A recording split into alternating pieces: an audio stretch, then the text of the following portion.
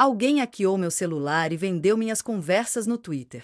Nunca imaginei que meu celular fosse o ingresso VIP para a maior exposição da minha vida. Sério, eu sempre fui daquelas que cuida do celular como se fosse um bebê. Carregador original, capa protetora, senha complicada. Mas aí, minha gente, a vida resolveu pregar a peça. Tudo começou numa sexta-feira comum. Eu só queria relaxar, dar aquela rolada básica no Twitter. De repente, meu celular travou. Pensei, deve ser atualizacao. Mas não, era só o prelúdio do apocalipse digital que estava por vir. No dia seguinte, acordei e fui direto conferir as notificações no Twitter. Mal sabia que minha timeline ia virar um show de horrores. Comecei a ver uns tweets super estranhos marcando meu perfil, uns prints de conversas que eu tinha tido no privado, coisas que eu jurava que nunca iam sair dali. Eu quase caí da cadeira. Quem é que tá me expondo assim? Foi aí que a ficha caiu. Meu celular tinha sido hackeado. E não só hackeado, mas alguém estava vendendo minhas conversas privadas como se fossem mercadoria rara no mercado negro do Twitter. Imagina minha cara, um misto de choque, vergonha e aquele desespero cômico de quem não sabe se chora ou se ri. O mais bizarro, alguns trechos das conversas eram tão pessoais que eu nem lembrava mais que tinha falado aquilo. E o pior, tinha gente comentando, retweetando e até pagando para ter acesso aos meus bate-papos. Foi um festival de exposição digital. Me senti a estrela de uma novela, só que sem roteiro e com muita vergonha alheia. Comecei a vasculhar tudo, tentando entender como isso tinha acontecido. Troquei todas as senhas, ativei a autenticação de 2 fatores, basicamente virei uma especialista em segurança digital da noite pro dia. Mas, mesmo com toda essa maratona tecnológica, o estrago já estava feito. E só tinha uma coisa a fazer: encarar o público do Twitter, que agora tinha acesso ao meu diário secreto, e tentar sobreviver ao julgamento online que estava por vir. Depois de descobrir que meu celular tinha virado uma vitrine pública das minhas conversas mais íntimas, eu precisava lidar com a tempestade que se formava, e rápido. Porque, no mundo digital, uma coisa é certa: quando o bafafá começa, não tem volta, é tsunami de fofoca e julgamento, tudo junto, tudo ao mesmo tempo. No dia seguinte à exposição, minha timeline virou uma verdadeira central de conspiração.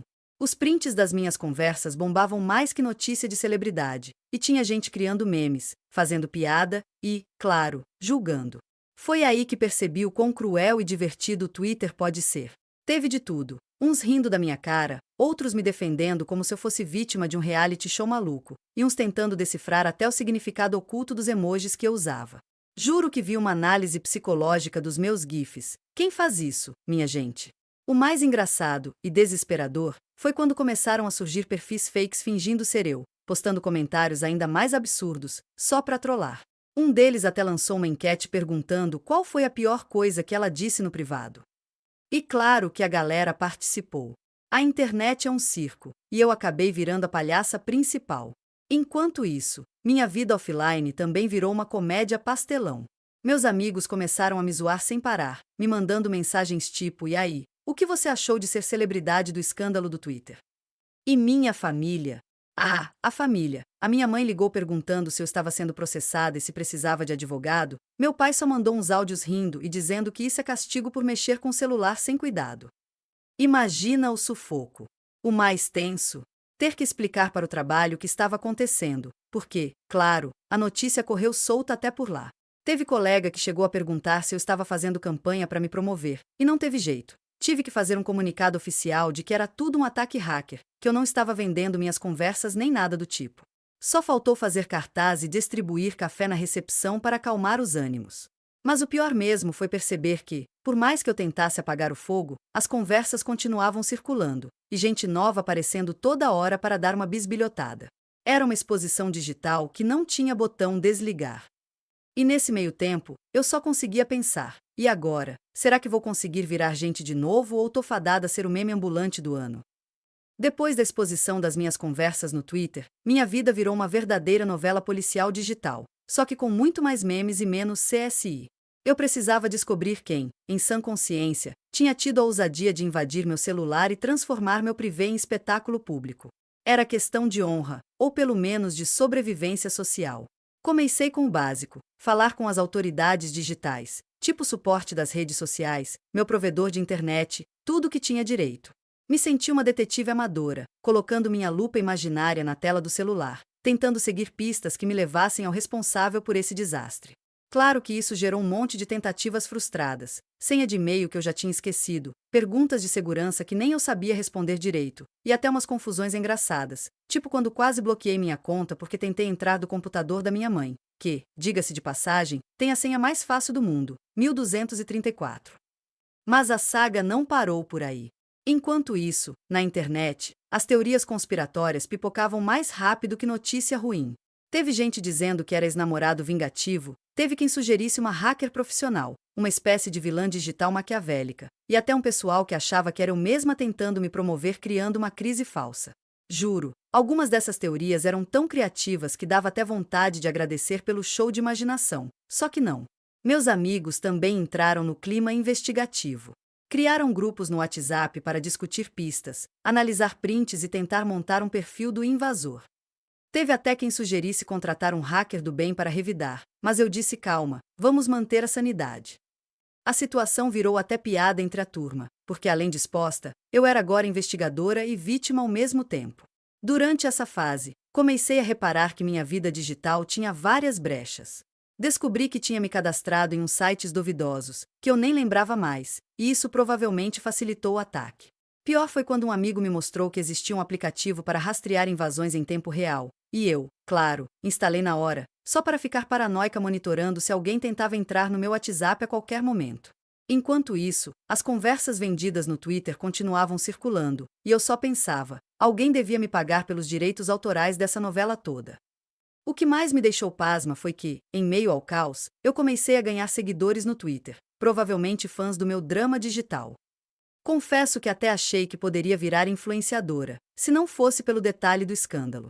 No fim das contas, mesmo sem descobrir quem foi o hacker, aprendi uma lição importante. No mundo digital, a privacidade é um conceito frágil, e o celular, por mais que a gente cuide, pode ser a porta de entrada para um show de exposição que a gente jamais pediu.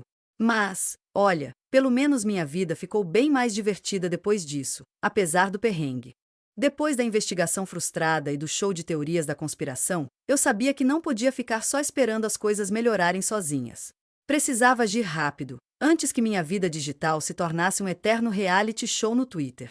Foi aí que comecei as tentativas desesperadas para recuperar minha privacidade e, de quebra, tentar salvar minha sanidade mental, que já estava mais para novela mexicana do que para sitcom.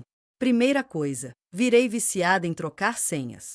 Todo dia, um festival de combinações mirabolantes. Só que tinha um problema, eu esquecia todas. Resultado?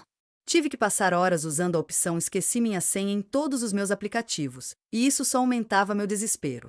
Teve hora que até meu próprio celular ficou com pena de mim e resolveu travar para dar um tempo, mas, infelizmente, a exposição continuava. Aí vieram as tentativas de limpar o nome, não que tivesse dívidas, mas precisava limpar minha reputação digital. Comecei a bloquear todo mundo que compartilhava meus prints, mas parecia que isso só dava mais visibilidade pro bafafá. Twitter virou aquela festa onde quanto mais você tenta sair, mais puxam você para dentro da pista de dança. Eu bloqueava, eles criavam contas novas só para fofocar. Também tentei o caminho conversa séria. Mandei mensagem para alguns perfis que eu achava que estavam vendendo ou espalhando as conversas. Uns me responderam com piadinhas, outros simplesmente ignoraram. A parte da ignorada eu já esperava, mas a dos engraçadinhos foi de cortar o coração. Tive que engolir muita zoação e me manter firme na missão de restaurar minha privacidade, mesmo com a autoestima em queda livre. Minha família virou um capítulo à parte nessa saga. Minha mãe passou a me vigiar online, acreditava que eu estava me metendo em confusão e queria monitorar cada passo meu. Meu pai, com seu humor sarcástico, dizia que eu deveria ter vergonha, mas no fundo ele ria da situação toda. Até meu irmão pequeno entrou na dança, perguntando se aquela garota do Twitter era eu. Eu, tentando manter a pose, disse que sim, mas por dentro queria me esconder numa caverna. E não parava por aí. Meu chefe começou a me olhar diferente, e sempre que eu recebia uma notificação do Twitter, ele dava aquela espiadinha rápida, uma mistura de curiosidade e julgamento. Comecei a sentir que estava mais exposta no trabalho do que nos meus próprios grupos de WhatsApp. Era um cenário surreal, onde cada mensagem me aparecia um bilhete oficial. Com isso, veio a decisão de usar o modo avião e sumir do mundo digital por algumas horas, o que foi uma bênção e uma tortura ao mesmo tempo. Eu precisava de paz, mas também morria de medo de perder algum detalhe do bafafá que ainda rolava. Foi um dilema e tanto. Querer desaparecer e, ao mesmo tempo, querer ficar por dentro do escândalo que eu mesma não pedi. No meio desse caos, aprendi que tentar controlar a internet é quase impossível. O que resta é aceitar o show, rir das próprias desgraças e tentar se reerguer, mesmo que isso signifique virar piada ambulante por um tempo. Afinal, se o mundo digital é um palco, que me apresentem como a protagonista desse espetáculo de exposição digital. Depois de algumas tentativas desesperadas de recuperar minha privacidade e fugir da exposição, percebi que o bafafá no Twitter só aumentava, e a criatividade dos trolls? Essa sim, sem limites. Eles pareciam estar numa competição para ver quem fazia a zoeira mais absurda com as minhas conversas vazadas. Sério, teve coisa que me deixou com a cara no chão, mas ao mesmo tempo, não dava para segurar o riso. O Twitter virou uma verdadeira praça pública digital, onde minha vida íntima era o assunto do momento. Teve gente que criou até fã-clubes do escândalo da mina do celular hackeado. Outros faziam montagens com trechos das conversas, colocando falas minhas em situações que eu jamais imaginaria. Uma vez, até me transformaram numa espiã internacional, porque uma conversa minha sobre segredos foi interpretada como missão secreta. Quase caí da cadeira de tanto rir. Além dos memes, vieram os comentários ácidos, as provocações e as piadas internas da galera que parecia ter decorado cada detalhe das minhas conversas. Eu me sentia num episódio ao vivo de um reality show, onde o público não só assiste, mas participa ativamente, opinando, julgando e fazendo graça. Às vezes, eu me pegava pensando, será que essa turma toda não tem mais nada para fazer? O pior era quando os trolls começaram a me marcar em posts que não tinham nada a ver, só para aumentar o circo. Teve um que fez um vídeo com uma voz robotizada narrando as conversas, tipo audiolivro do escândalo. Eu até queria reclamar, mas acabei repostando de tão engraçado que era. Sério, tem dias que a zoeira virou minha terapia. Rir do próprio perrengue foi o que salvou. Mas nem tudo foi só zoeira. Alguns comentários foram realmente maldosos e me fizeram repensar muita coisa. A exposição digital não afeta só a reputação, ela mexe com a autoestima e a segurança da gente. Tive que aprender a filtrar o que valia a pena ouvir e o que era só barulho de internet. No meio desse turbilhão, percebi que a melhor defesa era o bom humor e acreditar que isso tudo ia passar. Enquanto isso, minha caixa de mensagens estava um caos. Recebi de tudo, desde mensagens de solidariedade, até convites para participar de podcasts, entrevistas e até um convite inusitado para ser garota propaganda de uma empresa de segurança digital. Vai entender, né? Quem diria que uma invasão hacker podia abrir portas? No fim das contas, a repercussão toda me ensinou que, no mundo virtual, a exposição pode ser uma faca de dois gumes. Pode destruir, mas também pode surpreender. E, no meio do escândalo, eu descobri um lado novo da internet. O lado cômico, imprevisível e cheio de gente que, mesmo zoando, de certa forma, acaba fazendo companhia. Depois da avalanche de memes, ações e até uns convites inesperados, eu já estava meio cansada de ser a estrela daquele reality show digital, mas mal sabia eu que o capítulo final ainda ia me surpreender, e em dose dupla. A vida digital, meus amigos, é como uma montanha-russa, cheia de altos, baixos, low-opings e aquele frio na barriga que ninguém avisa. Tudo começou quando, num dia normal, recebi uma mensagem privada no Twitter. Quem diria que, depois de tanta treta, alguém teria coragem de aparecer no meu direct com um pedido de desculpas? Pois é, a pessoa responsável pelo hack não era um vilão maluco, mas alguém que, como eu, tinha se enrolado numa confusão que saiu do controle. Confesso que fiquei desconfiada, meio com aquela pulguinha atrás da orelha, mas também curiosa para entender o que estava rolando. Depois de algumas trocas de mensagens, que já pareciam aquelas negociações diplomáticas de filme, a pessoa explicou que não tinha intenção de me prejudicar, só queria alertar sobre uma falha de segurança que ela mesma descobriu no meu aparelho. O que era para ser um toque de alerta virou um furacão de exposição quando as conversas foram parar no Twitter. Ou seja, meu drama todo não passou de um acidente digital causado por uma mistura de curiosidade e falta de juízo. Surpreendentemente, esse papo meio torto abriu espaço para uma conversa mais franca e, pasmem, até uma amizade digital. Começamos a trocar dicas sobre segurança online, aplicativos para proteger conversas e até ideias para evitar que isso acontecesse com outras pessoas. Foi um aprendizado e tanto, e quem diria que o hacker viraria um aliado nessa saga? Mas não parou por aí. Logo percebi que precisava de novas estratégias para minha vida digital, afinal, não queria repetir o mesmo erro. Comecei a investir sério em autenticação de 2 fatores, senhas super complexas, que, juro, eu tento lembrar. e apagar aplicativos que eu nem usava mais, mas que poderiam ser portas abertas para invasores. Também fiz uma limpa geral nas redes sociais, tirando do ar tudo que fosse pessoal demais. Além disso, comecei a usar mais ferramentas de privacidade, aplicativos que alertam sobre tentativas de invasão, e até uma VPN que, confesso, parecia coisa de filme de espionagem, mas me deu uma pazinha a mais. Minha vida digital ficou parecendo um cofre de banco suíço, e eu me sentia uma agente secreta protegendo meus segredos. Só faltava o óculos escuro e o terno. No meio dessa transformação, percebi que a exposição digital pode ser um risco constante, mas que a gente pode aprender a se proteger, mesmo que com muito humor e um pouco de desespero no caminho.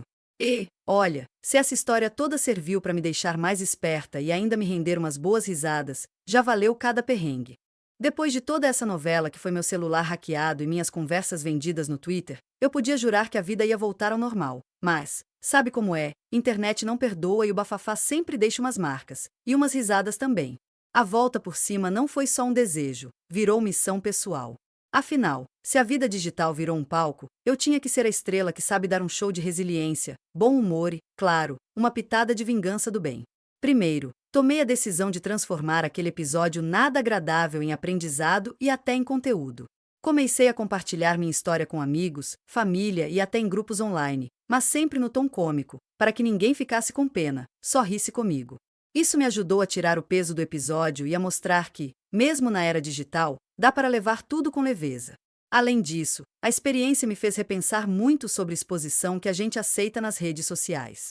Aprendi que o controle absoluto é impossível, mas a gente pode escolher o que mostrar e o que manter às 7 chaves. Reforcei minhas configurações de privacidade, claro, criei aquela regra sagrada: nada de conversa séria pelo WhatsApp ou Twitter. Isso ficou para encontros presenciais, bem longe de hackers e curiosos. Também virei meio que uma embaixadora da segurança digital entre meus amigos. Virava a tia da internet segura nas rodas de conversa, explicando a importância das senhas fortes, das atualizações constantes e do bom senso ao compartilhar dados pessoais. Confesso que virei até chata, mas melhor isso do que ser a próxima vítima, né? O mais engraçado dessa volta por cima foi que, com o tempo, o bafafá perdeu força e as pessoas começaram a lembrar de mim não só pelo escândalo, mas pela minha reação. Aquele show que a internet fez acabou virando um case de superação digital.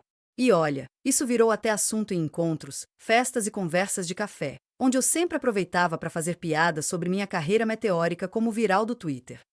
Hoje, olho para tudo aquilo e vejo que, mesmo com a exposição, o importante é manter a autenticidade e o senso de humor. Se o mundo digital é um palco, que eu dance conforme a música, mesmo que ela comece com os tropeços e termina com aplausos, de preferência, do público que entende a gente e sabe rir junto. E, para finalizar, fica o alerta para todo mundo: cuida do seu celular, da sua senha e do que você compartilha. Porque no mundo conectado, qualquer descuido pode virar um show. Só que a gente quer ser protagonista, não a piada da internet, né? Se inscreve e ativa o sininho para mais.